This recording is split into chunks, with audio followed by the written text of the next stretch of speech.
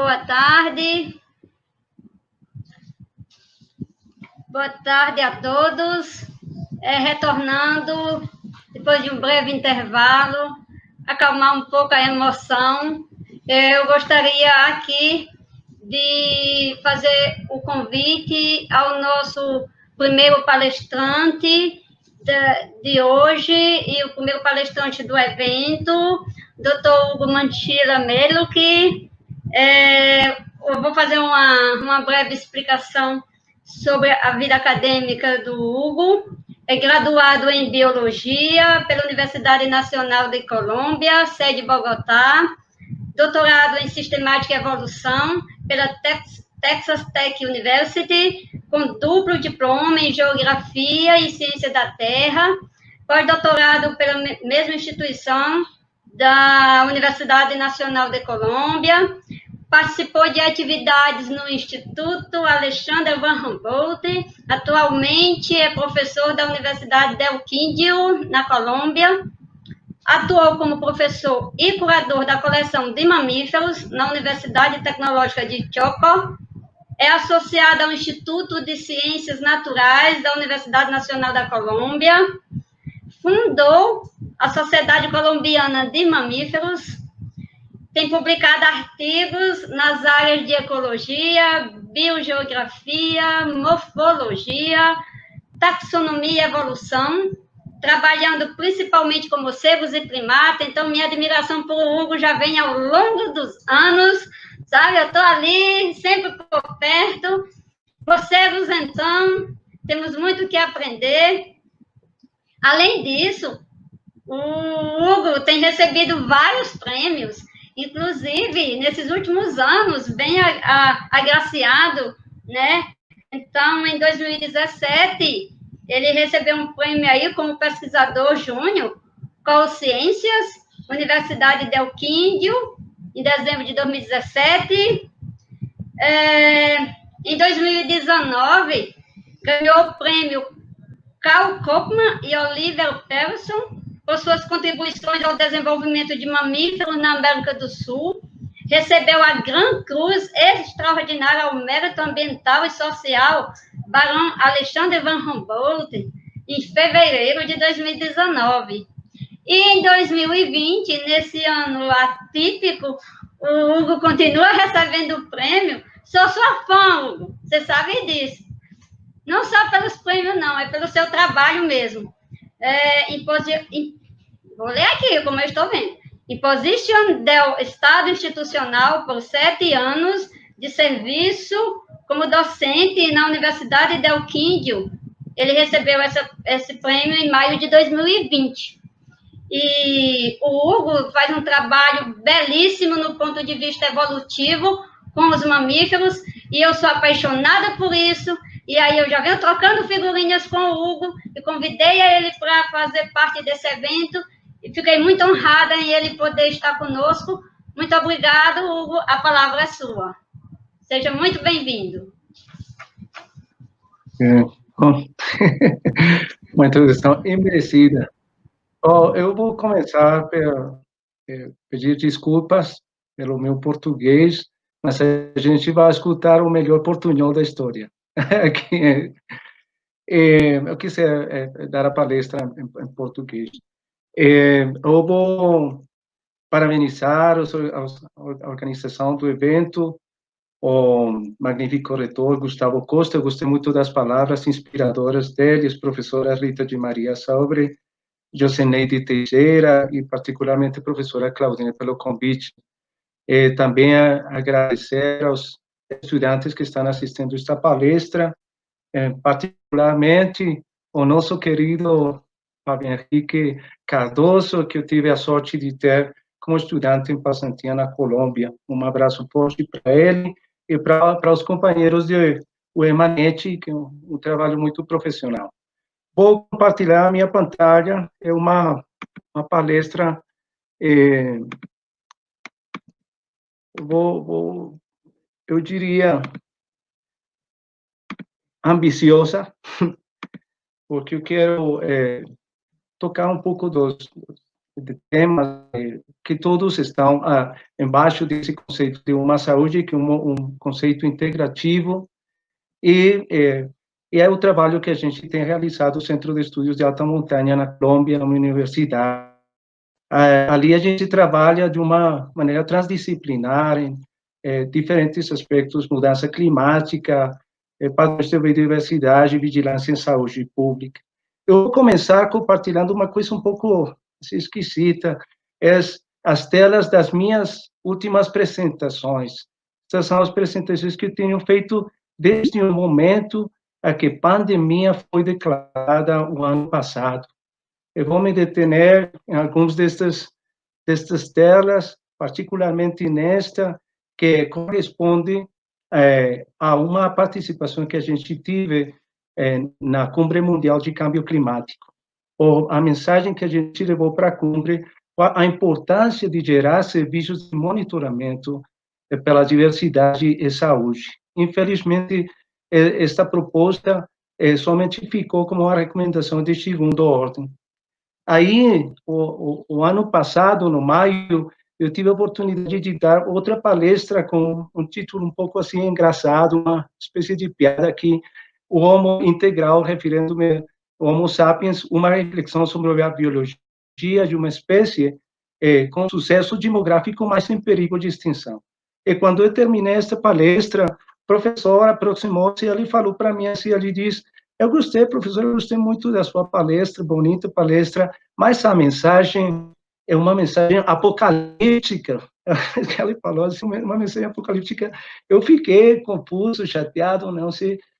Mas o que eu entendi é que a gente não entende bem a gravidade da situação que a gente está experimentando como humanidade. E, finalmente, o ano anterior, 2018, o que a gente estava fazendo? A gente foi convidado no encontro, um evento, um workshop também, de comunidades indígenas afetadas por doenças que a suspeita era que elas estavam relacionadas com desmatamento da Mata Amazônica. Então, a relação de saúde e biodiversidade é uma relação muito direta, uma relação estreita. Mas estes dois conceitos são conceitos que são complexos, são multivariados e eles mudam dependendo da escala do tempo e espaço que você considere. Eles podem ser unificados, combinados embaixo deste conceito que é como um guarda-chuva, o conceito de One Health, uma saúde. A maneira de exemplo, eu trouxe aqui 11 dos 17 objetivos de desenvolvimento sustentável. Eles estão diretamente relacionados com a saúde da natureza. E a saúde da natureza está relacionada com o bem-estar da gente. E, particularmente, um objetivo, objetivo número 3, que refere à saúde e bem-estar. E isso acontece por a relação que a saúde do ecossistema humano tem com outro conceito importante, que é de serviços ambientais.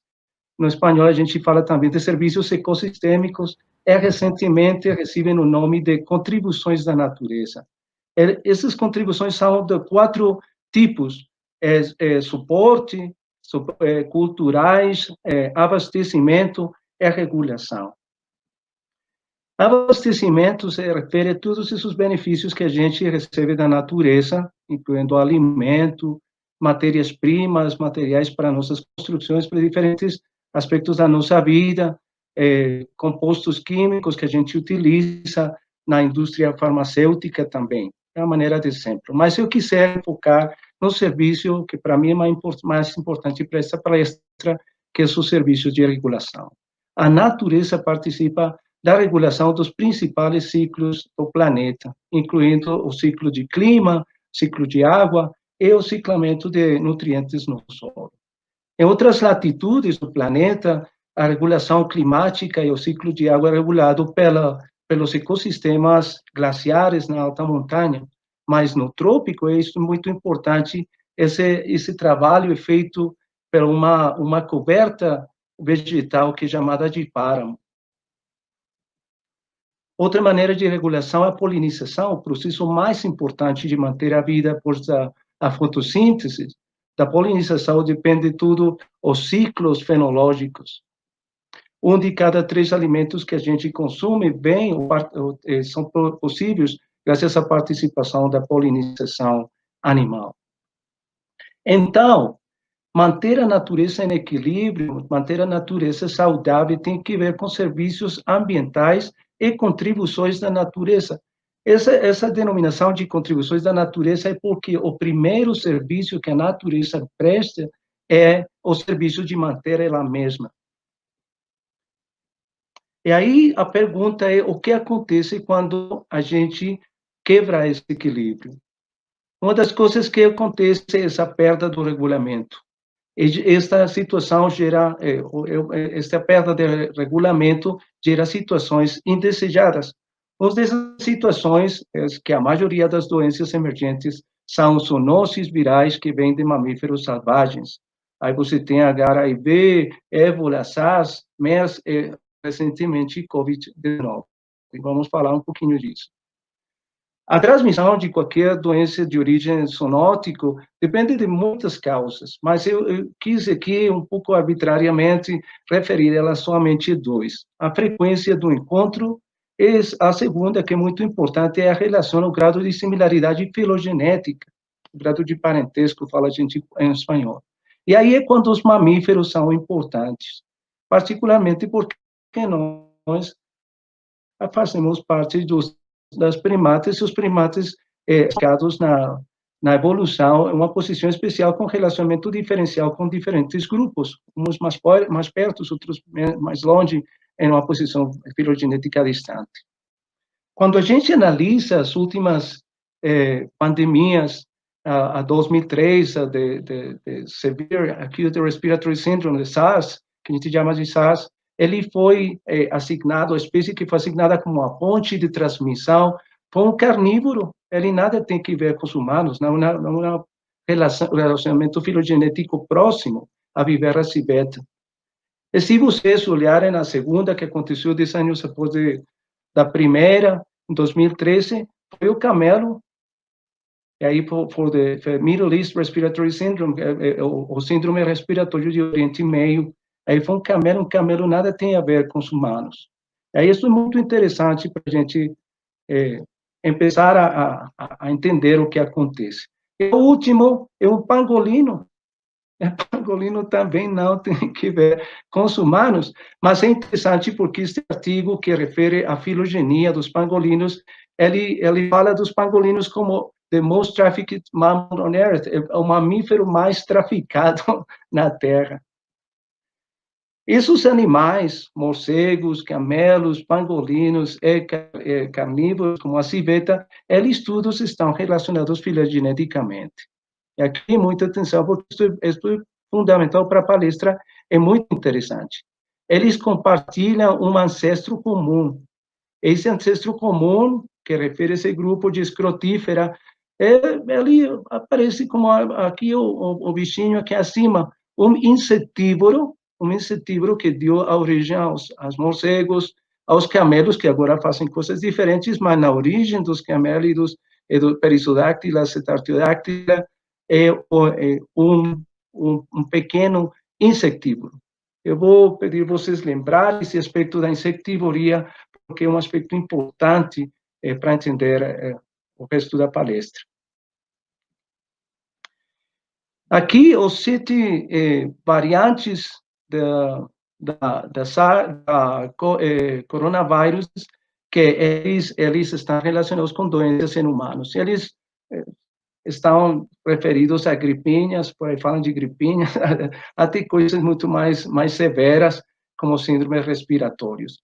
Mas é interessante porque aqui na base, a origem, você pode identificar que 5 deles estão referidos aos morcegos, e duas espécies aqui são ratos, mas sempre eles precisam de uma ponte, um passo intermédio, uma espécie intermédia que tem sido identificada em alguns casos não é identificada ainda, mas você tem um camélido, um ungulado, boi ungulado, a civeta, aqui o carnívoro, é um camelo ungulado, é o porco ungulado, para chegar aos humanos.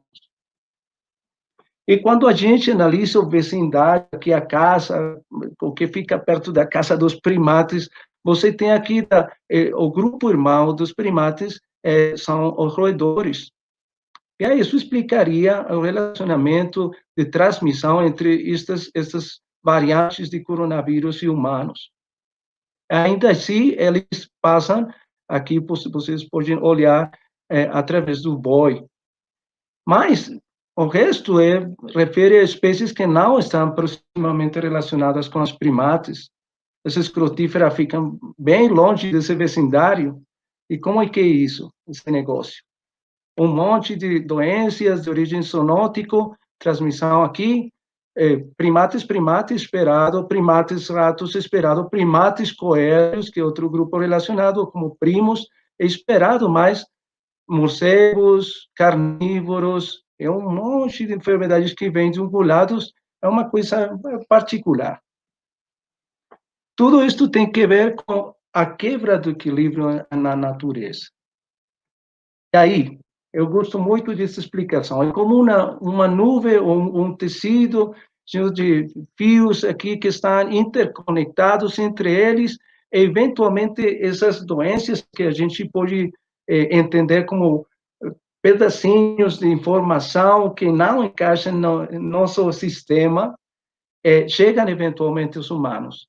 Mas, olha que a gente está rodeado de um anel, uma espécie de nuvem aqui, que é constituída pelos animais domésticos, principalmente o gado, caos, aqui porco, ovelha, cabra, gato, cavalo, e longe lá as galinhas, frangos, tá? Mas tudo são animais domésticos.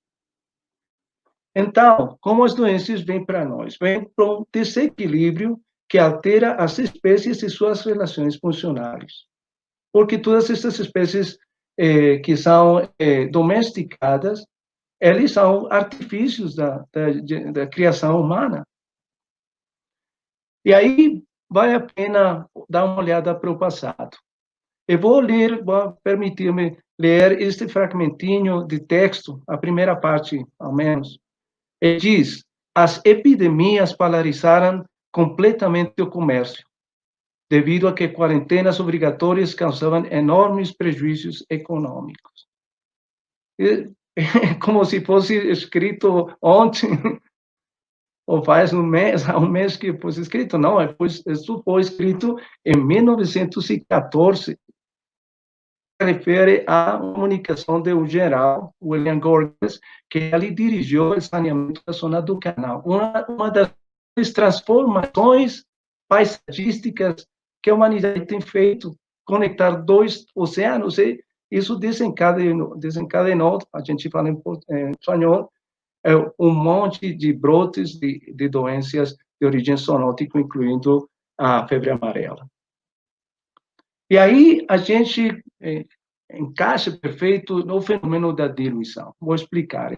É um fenômeno bem referido na literatura científica.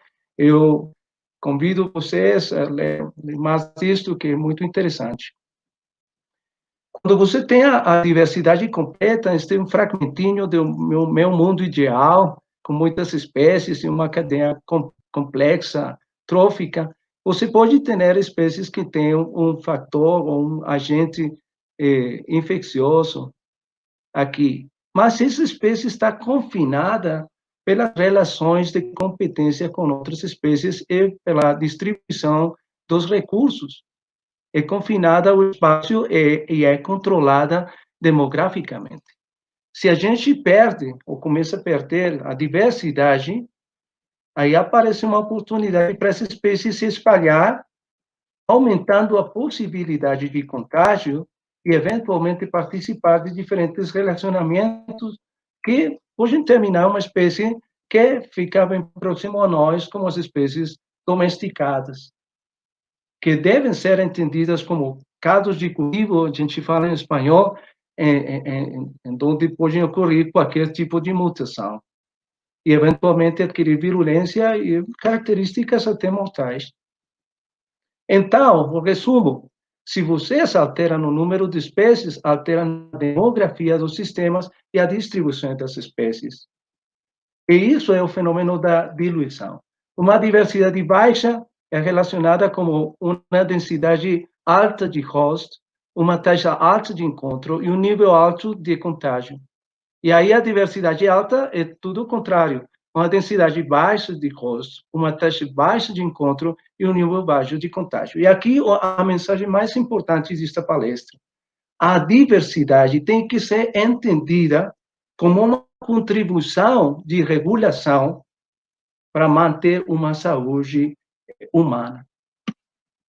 Há que ler a natureza como uma grande enciclopédia cheia de conhecimento, um manual de funcionamento que contribui à regulação, entre outras coisas, das doenças humanas. É ali, quando a gente altera a ordem, diferentes ações, tráfico de espécies, mercados de carne de diferentes animais selvagens, ou quando a gente altera de uma maneira maior, uma escala maior, desmatamento das florestas, a reclusão dessas espécies em espaços confinados, a gente está forçando relações que não existem agora na natureza. E, além disso, se você chega a esses espaços já alterados, com milhões de clones de animais que podem eventualmente ser próximos a humanos, aí a gente está cozinhando uma coisa muito perigosa. Então, falar de que os morcegos têm a culpa de tudo é uma maneira de lavar as mãos. A gente tem que lavar as mãos, mas medida preventiva, mas o problema é muito mais complexo. Quem são os morcegos, então? Os morcegos são seres maravilhosos. Eu compartilho essa ideia com a professora Alden. Eu fico enamorado, apaixonado, falando vocês, dos morcegos. Por quê? Porque eles representam um modelo muito interessante da evolução. A capacidade de voar, que são os únicos mamíferos que têm essa capacidade de voo, tem permitido estes animais colonizar diferentes ambientes e ser expostos a diferentes condições, e nesse jeito eles têm desenvolvido diferentes manifestações. Uma grande diversidade, o segundo grupo mais diverso dos mamíferos. 1.421 espécies que exibem, e essa é a parte mais importante, não é só a diversidade, são as variações extremas que exibe este grupo. Aqui está uma mostrinha disso.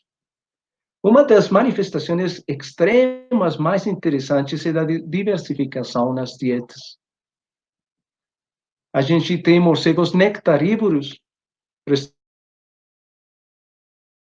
serviço importante da população. Mas isso, eu quiser compartilhar minha visão sobre este ponto, é uma história de amor.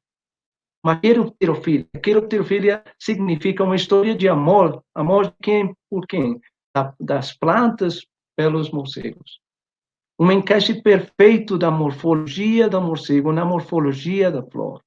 Da fisiologia da planta que produz o néctar e o comportamento, a etologia dos morcegos para voar durante particulares horas da noite. A corola, a forma da corola que encaixa perfeito com o crânio do morcego, alongamento da língua, a perfeição da encaixe aqui da morfologia dos aparatos genitais da flor para deixar os grãos de pólen aqui na frente do morcego. Muito interessante. Outro serviço ecossistêmico muito importante que prestam os morcegos é essa dispersão de sementes. E eles fazem isso melhor que qualquer outro animal, porque são vertebrados, eles podem carregar um volume maior, ou frutos maiores, sementes maiores, e levar eles distâncias mais longas. Eles compartilham essa capacidade com as aves, com os pássaros. Mas os morcegos podem defecar no voo. Então, eles vão bombardeando os sistemas e sembrando matos aqui e lá. Toda a cobertura vegetal que vocês conhecem nas selvas tropicais, uma porcentagem muito importante, uma porcentagem importantíssima é sembrado pelos morcegos. E aqui o hábito que eu quis enfocar um pouco como eu falei, a insectivoria. Vocês não veem, os insetos são muito pequenos, mas estes são morcegos insetívoros que eles estão fazendo, através de sua atividade, um controle populacional dos insetos. Os insetos têm uma reprodução muito veloz, é rápido. E se não tivessem esse controle populacional, as populações cresceriam de maneira incrível, afetando não somente os ambientes naturais, mas os sistemas produtivos do homem, a agricultura. E esses morcegos que são insectívoros, alguns deles podem viver em sistemas sociais complexos, muito complexos, bem próximos uns ao lado de outros, coexistendo milhões de animais numa mesma colônia. Então, aí, quando você vê animais que são muito efetivos capturando insectos, uma colônia típica de morcegos no sul dos Estados Unidos pode consumir em um ano 220 toneladas de mosquitos e outros bichos. Isso é o equivalente a consumir 255 elefantes, uma coisa impressionante. E aí, qual é a característica interessante do hábito insectivo em morcegos? Que eles podem pegar, eventualmente, insectos que têm um hábito alimentar, um comportamento alimentar hematófago, consumir sangue, pequenos pinguinhos de sangue. Aí, sangue de quem? De toda a diversidade. E aí, quanto lixo tem esses animais dentro, vírus, como um funil, ele vai no sistema dos morcegos. Na história evolutiva, alguns deles han desaparecido, mas alguns deles têm sobrevivido, em espanhol vou falar. Mas esses morcegos que puderam superar essa prova muito forte da evolução, eles têm um sistema imune muito interessante, que a gente não tem. A gente é uma história evolutiva diferente. Então, resumindo esta partezinha, morcegos insetívoros que moram em colônias de 40 milhões de organismos juntos, você deve ter resolvido a questão imunológica. Eles são um modelo evolutivo para entender a questão imunológica melhor do que qualquer outro grupo de mamíferos. E aqui uma saudação especial para um amigo muito querido, caro amigo Ricardo Moratelli, brasileiro, professor, pesquisador, experto em morcegos, experto em vírus, trabalha no Instituto Oswaldo Fiocruz. Ele, com o professor Charles Kalischer, em 2015, eles compilaram os morcegos e seus vírus, 27 famílias de vírus, mais de 200 variedades em 11 famílias de morcegos, 37 gêneros. O que eles fazem melhor? Faz muita coisa e a situação é muito complexa. Eu vou tentar, da maneira mais pedagógica, referir a vocês. Aqui vai um vídeo, eu vou pedir a alguém me conferir se o vídeo está sendo... Pode olhar, Claudene? Está rodando, professor. Está rodando. Ah, massa. Ok.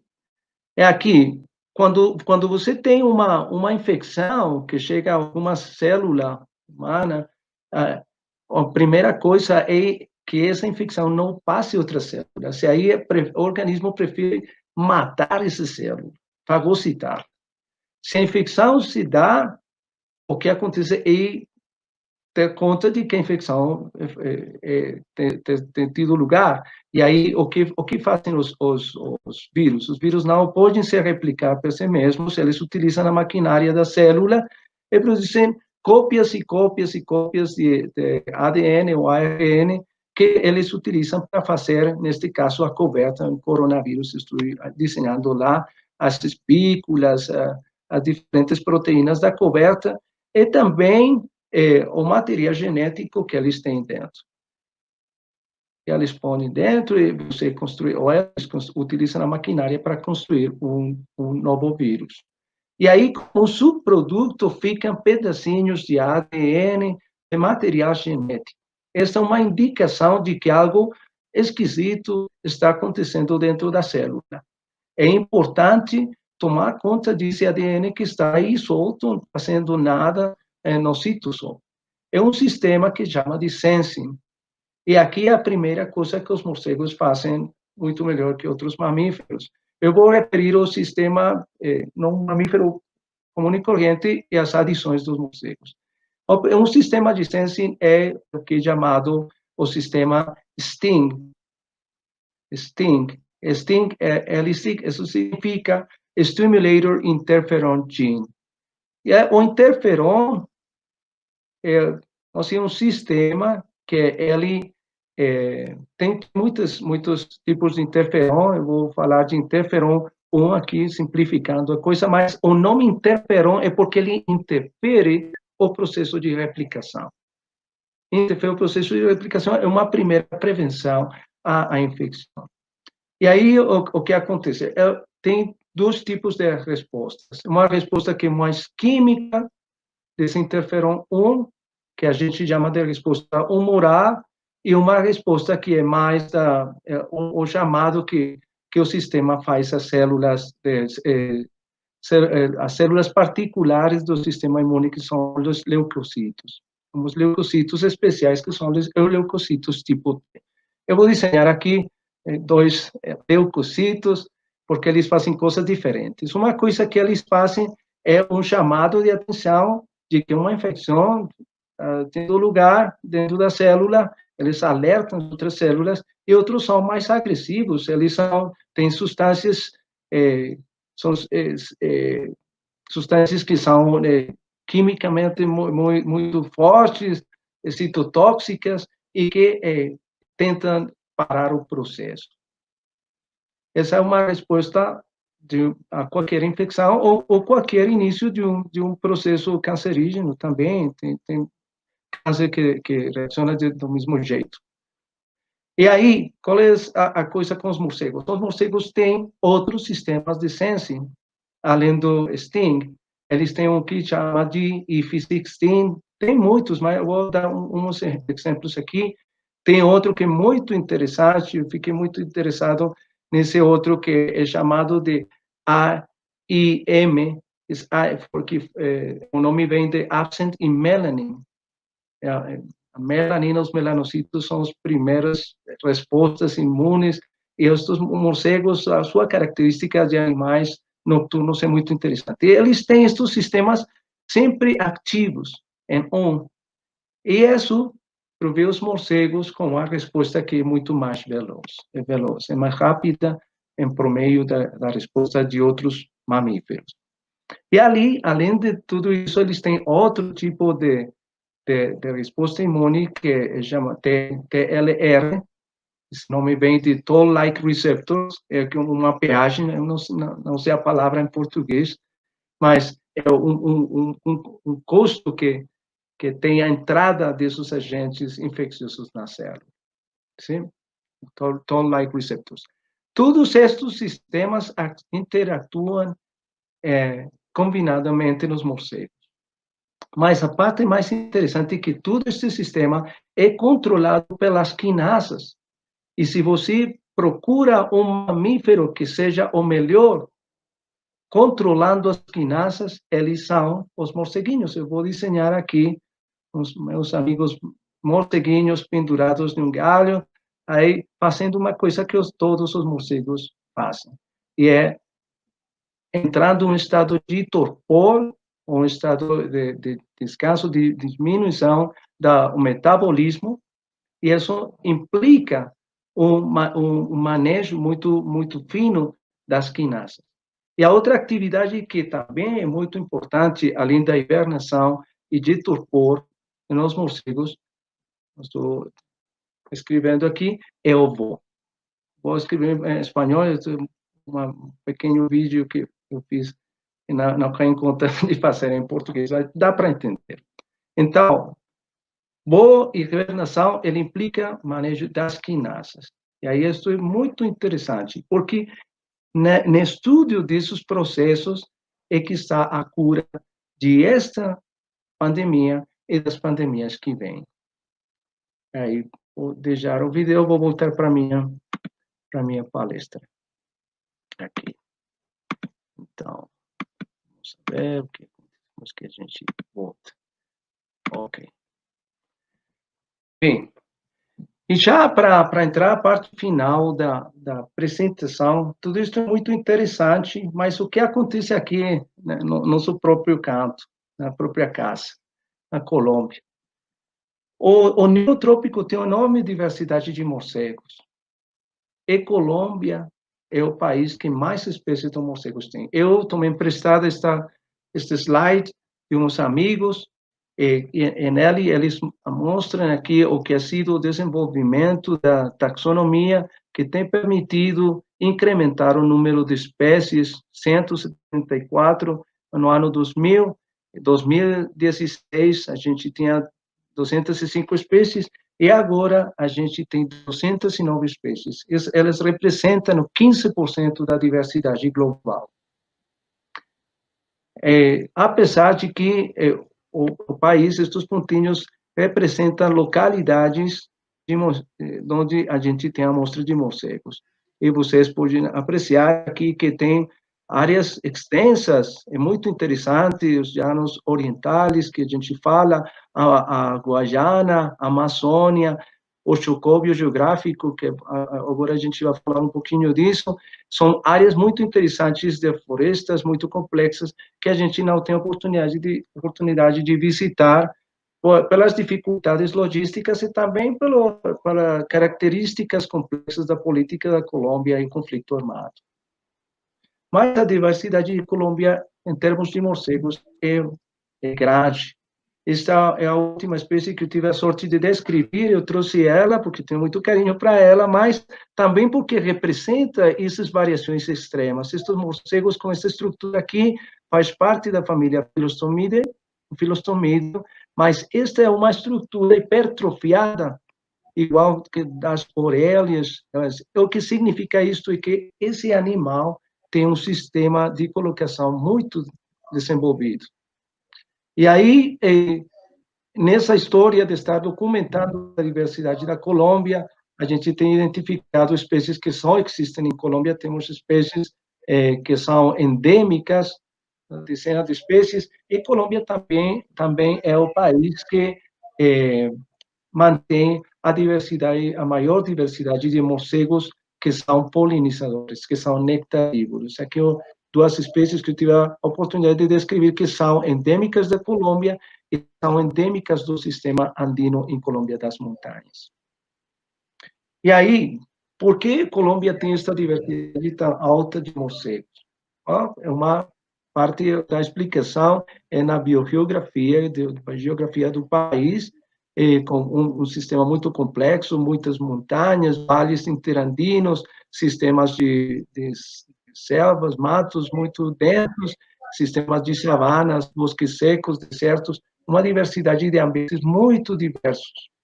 E, além disso, a influência de diferentes centros de especiação. Aqui o meu amigo Dani Rojas, que ele é cubano, mas ele fez esta filogenia da família inteira. E aqui os circulinhos, o que representam são as influências geográficas dos filostomídeos. Colômbia tem o número mais alto de filostomídeos e o padrão da origem da fauna da Colômbia é mais ou menos parecido do que o padrão para toda a família. A gente, na Colômbia, também estudou os morcegos embalonúridos, e eles também têm essa subdivisão da diversidade, dependendo das diferentes regiões que a gente tem lá em Colômbia. E uma região da Colômbia, aqui o mais novo, o meu primeiro estudante do doutorado, agora professor na Universidade de Tochocó, que foi a universidade onde eu voltei depois dos meus estudos nos Estados Unidos, Alex Maurício Jiménez. E aí, a gente, trabalhando depois de 10 anos, encontrou que a região do Pacífico, este é um trabalho de uma aluna minha, vai ser aluna minha, esse é o trabalho de mestrado dela, que representa que a diversidade do Pacífico, de morcegos em Colômbia, é concentrada no Pacífico, nesta faixa aqui geográfica. Saludo para ela, Milena Asturquiza. E que tem especial essa região? Essa região representa o local da Terra que tem a maior precipitação, 14 mil milímetros de precipitação ao ano. É um lugar muito especial. Além disso, é isolado pelo sistema andino. Então, você tem todos os processos biogeográficos de vicariança que quiser, e tem também uma subdivisão que é dada pela forma dessa faixa no sentido latitudinal. E aí é que a gente encontrou, depois de muitos anos, mais de 10 anos de investigação, que nessa faixa, essa faixinha de Colômbia geográfica, coexistem 132 espécies de morcegos, que representam os 64% da diversidade do país. Isso é enorme. Eu acho que é um dos locais mais diversos em termos de morcegos na Terra. Por essa característica, ali foi declarado como uma área de importância para a conservação dos morcegos pelo Programa Latino-Americano de Conservação de Morcegos. Mas não tudo é alegria em Colômbia. Colômbia tem muitos problemas de conservação relacionados com causas diretas e indiretas que afetam a diversidade. Mudança climática, perda de hábitat, desmatamento, extinção de espécies invasivas, tráfico de animais selvagens. E aí, já para finalizar, o que a gente está fazendo lá na Universidade de Quindío? A gente tem aproveitado uns recursos grandes que a gente pegou do estado da Colômbia para estudar a relação que existe entre clima e biodiversidade. E geramos uma plataforma de serviços climáticos. Essa plataforma detecta comportamentos inusuais em tanto o clima como a biodiversidade. Vou mostrar dois exemplos disso. Um é o modelamento de uma espécie desses morceguinhos nectarívoros típicos da região andina. Este é o modelo de distribuição. Em amarelo, na condições não muito boas para o morcego, mas ele aguenta aí. Em roxo, são as condições óptimas para esta espécie. A gente fez um modelamento a futuro, é um cenário de mudança climática. E aqui a transformação do habitat dessas espécies. A redução muito forte.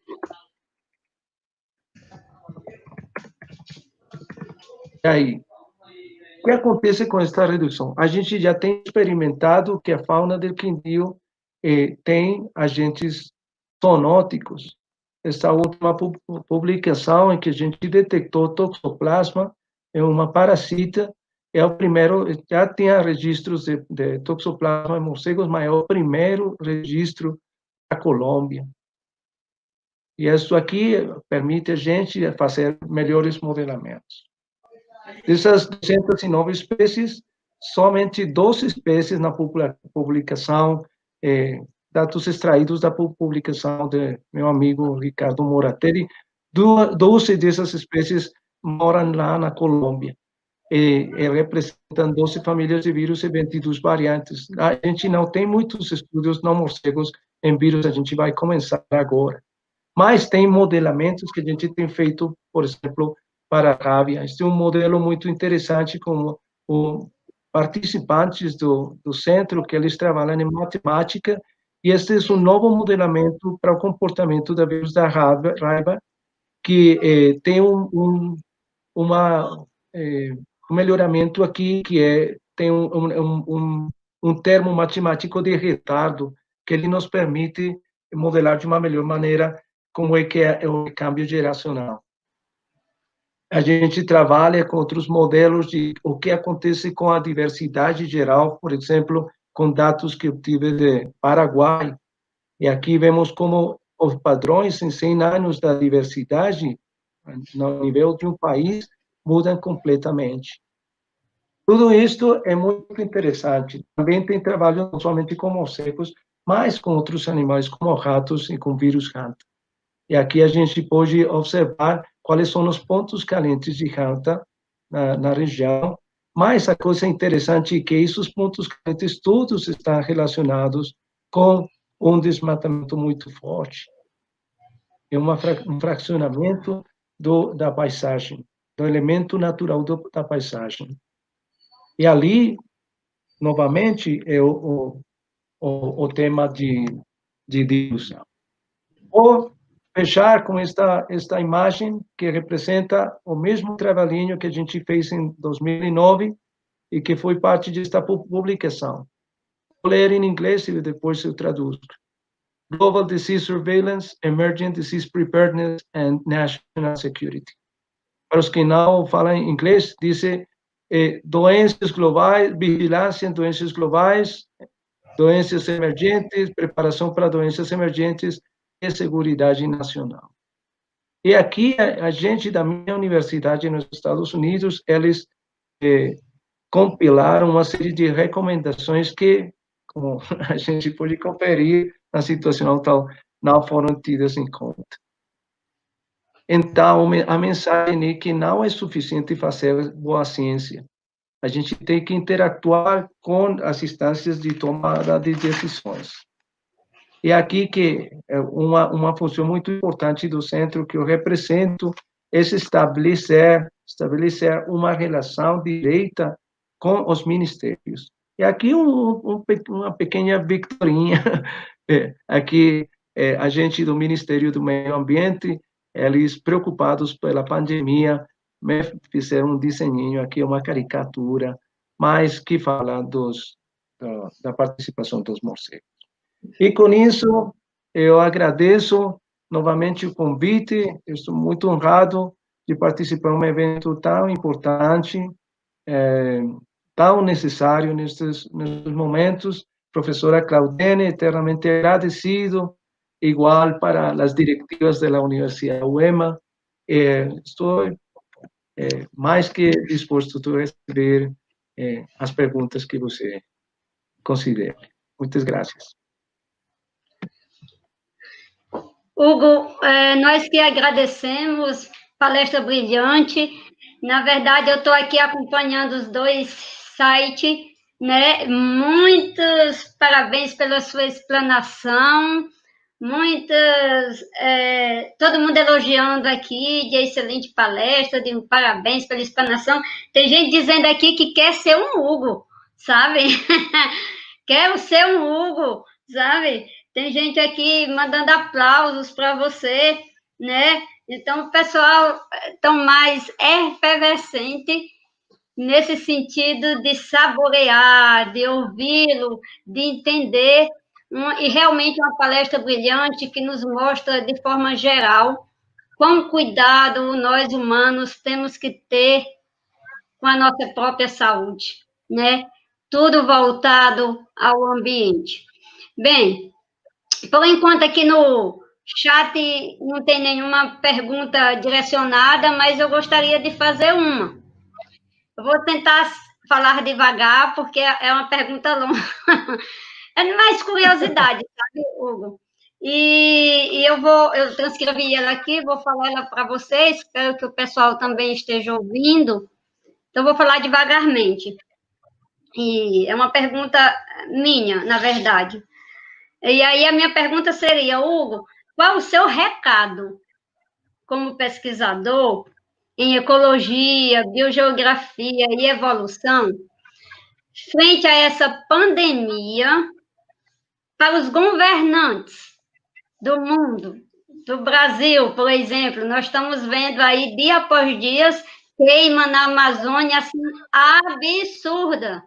E a gente está até parando de ver jornal, porque a gente não consegue conceber, dentro de uma pandemia gigantesca dessa, que está todo mundo ciente que nós, humanos, é quem estamos agredindo, é quem estamos chegando nos animais silvestres, não é eles que estão vindo a nós, é nós que estamos indo a eles.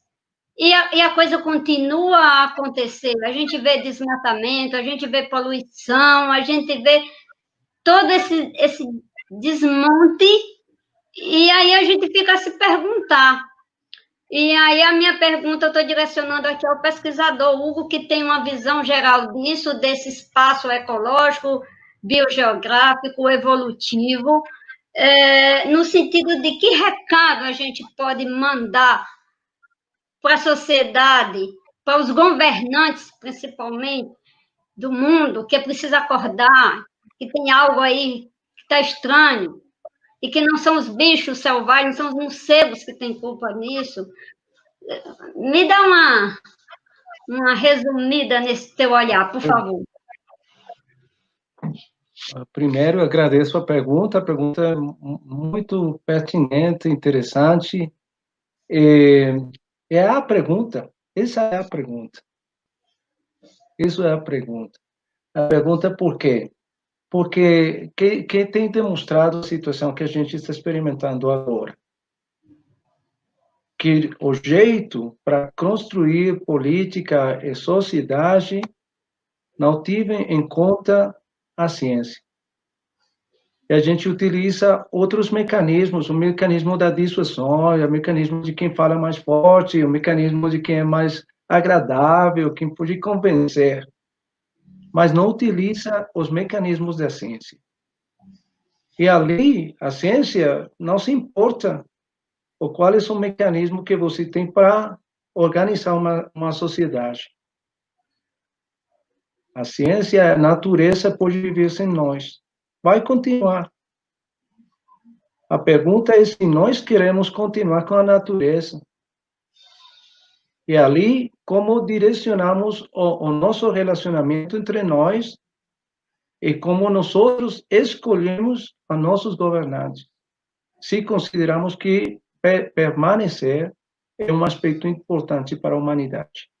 Senão, a sustentabilidade que a gente chama, senão, se é somente o que a gente tem que viver hoje e não temos uma ideia clara do futuro, não se importa a gente pelo futuro, não importa qual é o sistema.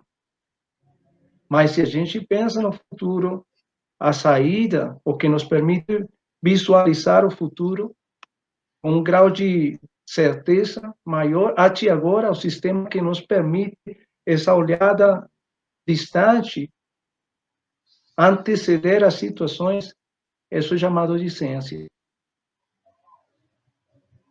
Então, aí, a ciência está para isso. Eu escrevi, e vou compartilhar com quem quiser ler, um pequeno editorial para uma revista aqui em Colômbia de opinião.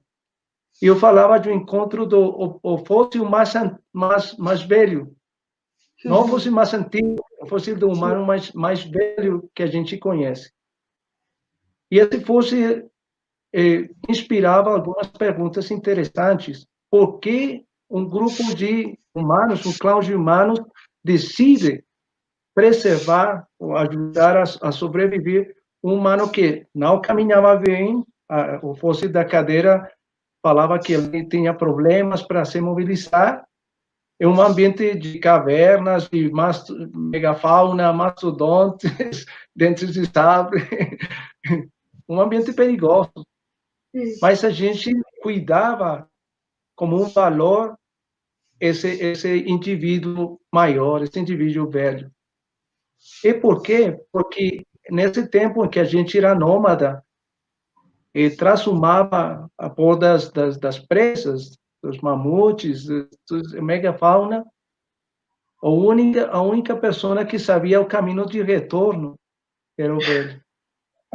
O único que podia dizer se as condições não eram acertadas, como aqui podíamos voltar a uma condição de maior segurança. E essa é uma linda analogia da função que a ciência presta para uma sociedade. Verdade. Considero que é o peso que se dá ao conhecimento sustentado em ciência. Tá. Muito bom.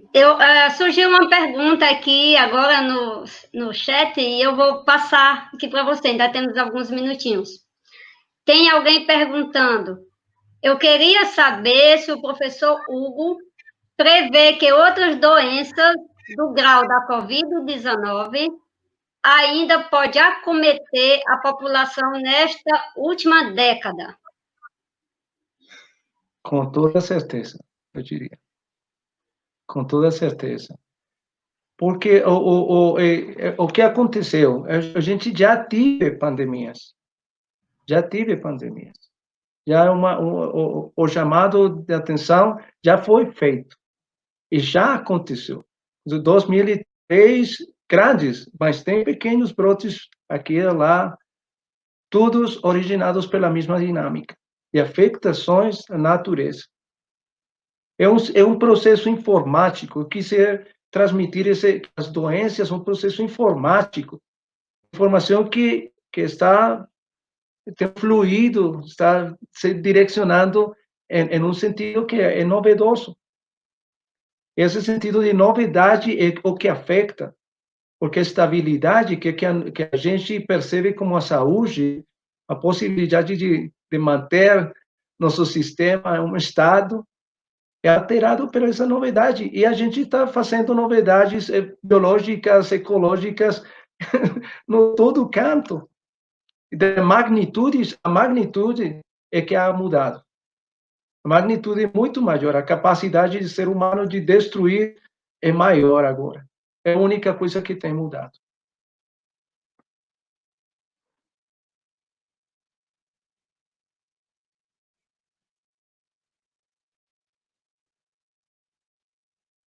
O microfone, Claudene, apagado. É verdade. Tem gente aqui dizendo que tem um sonho de ter um currículo que nem o seu, estão ali usando como inspiração. Sabe, tem muitos alunos de graduação e pós-graduação e já estão se espelhando, que coisa boa, sabe? Isso é bom para nós também que estamos na organização do evento. Muitas parabéns aqui para você pela palestra, pelo grau de conhecimento. E aí, como nós temos ainda um tempinho, eu queria te fazer uma pergunta, vai eu de novo, em relação aos morcegos, aos nossos morcegos, né? A nossos morcegos. E aí, assim, eu estou encantada com o mundo dos morcegos já, e aí quando a gente olha para a funcionalidade de morcego, no sentido de hábitat e de ecossistema, do seu trabalho ecossistêmico, a gente fica assim apaixonada, né? As especificidades de alguns e a generalidade de outros grupos de morcego, né? Então, eu queria te fazer uma pergunta no sentido da gente lembrar os meninos que estão nos ouvindo, a galera jovem que está nos ouvindo, que tanto os mais jovens quanto alguns dos mais velhos tem morcego aí no mito de algo feio, de algo ruim, de algo que é para matar. Eu queria também que vocês reportassem para esse público que está nos assistindo, nos mostrando de forma resumida o quão morcego é nosso parceiro na vida, sabe? No sentido de organizar, inclusive, a nossa vida humana. Né? Por favor. Sim, excelente pergunta. E é a pergunta que eu sempre recebo. E aí, alguém menos diplomático, ele falou para mim, como seria o mundo sem morcegos? Pois é. Pois é. A bomba atômica direcionado pelos morcegos, o mundo sem morcegos. Isso. O mundo sem morcegos não seria um mundo. Não seria um mundo. Não é uma relação estética. O mundo que a gente percebe, a Terra, como é concebida até agora, como a gente entende, depende fundamentalmente dos morcegos, mais do que os humanos. Em alguns processos, mais do que insetos, por exemplo, que são muito mais diversos, e maiores em número. Tem processos que dependem fundamentalmente dos morcegos. 2. Quando eu falo de polinização, não somente é produzir abacaxi porque é muito bom, que seja, não isso, é a variabilidade que é incorporada pela reprodução sexual. A possibilidade das plantas para sobreviver em um mundo que muda está dada pela reprodução sexual. E a reprodução sexual depende da polinização. Então, a gente não teria o mundo que tem agora. A dispersão, olha tão inteligente o professor Mantilha, que você convidou, as plantas não podem se mobilizar. Eles dependem intrinsecamente na sua supervivência de diferentes da dispersão de sementes. O controle populacional, este é o fato da controle também das doenças, vírus, parasitas, não somente pelos humanos, para os outros animais, essa regulação está dada, é um equilíbrio. Então, é um mundo como a gente o conhece agora, é um mundo que foi feito e mantido pelos morcegos. Já se você gosta ou não gosta, é uma coisa estética. Eu gosto. E não difero do que não gosta, tá? Mas o mundo que a gente conhece é um mundo feito e mantido pelos morcegos. Muito bom. Eu acho que é exatamente isso. Nós temos que aprender e saber que o mundo é compartilhado e não individualizado. Então, o mundo não é pedaços individuais, o mundo não é o homem. O mundo é o todo. E ou o todo está em equilíbrio, ou cadê o mundo? Né? Cadê os nossos filhos, nossos netos? Aonde estarão? Né? Então, assim, a gente tem que enxergar isso e a gente tem que enxergar também, puxando a brasa para o meu morcego, o quão os morcegos são importantes no equilíbrio do ecossistema. E a gente precisa difundir isso, porque isso ainda é muito fechado, né? E aí, a gente pensou, vamos chamar o Hugo para o nosso evento, porque o Hugo tem essa visão global, que eu chamo uma visão interdisciplinar de união dos componentes de um ambiente, né, para poder funcionar. Nesse sentido, a gente quer agradecer, Hugo, como disse um dos participantes aqui, que pena que, apesar que foi online, que não é presencial, para a gente ter o contato direto, assim, com o pesquisador, a conversa... Lateral. Mas a gente acredita que a gente vai ter isso mais cedo ou mais tarde. Eu estou de olho para lhe trazer aqui na primeira oportunidade, que for possível, né? Será uma honra para nós, né? E para finalizar, porque nós já estamos estourados no tempo, tem uma perguntinha que acabaram de soltar aqui, eu vou fazer, a gente finaliza com ela, tá bom?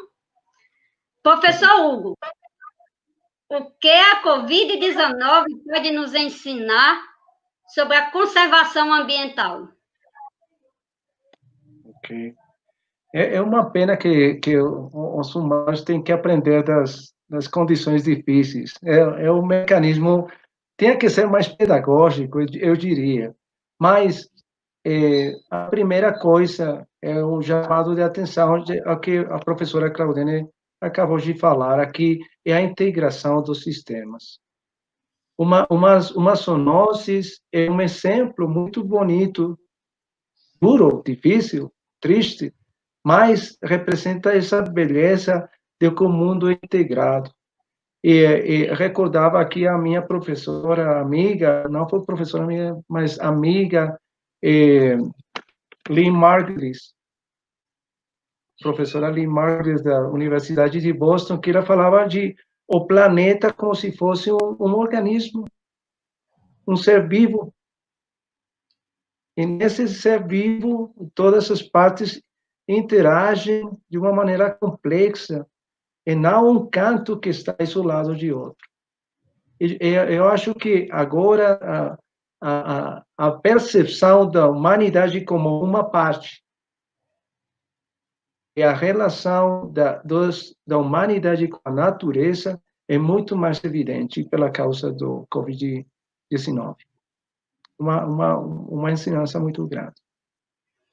Muito obrigado, professora Claudene, novamente por o convite, ao EMA, um prazer imerecido, na verdade, mas com muito carinho, os estudantes, bem-vindos também aqui na Colômbia, e também quisera que os meus estudantes tivessem a oportunidade de experimentar todos os avanços do programa lá, e que é para parabenizar pelo trabalho dedicado, amoroso pela humanidade e pelo conhecimento. Professora Claudene, um exemplo você das coisas bem feitas, bem bonitas.